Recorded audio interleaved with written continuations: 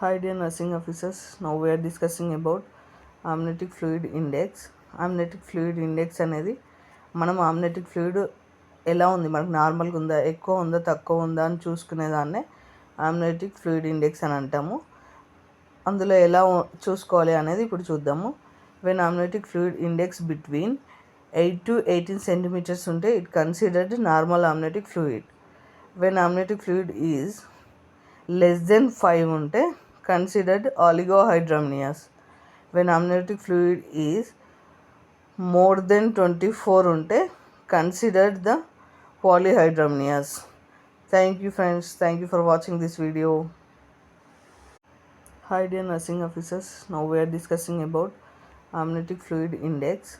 Amniotic fluid index అనేది మనం amniotic fluid ఎలా ఉంది, మనకు నార్మల్గా ఉందా, ఎక్కువ ఉందా, తక్కువ ఉందా అని చూసుకునేదాన్నే amniotic fluid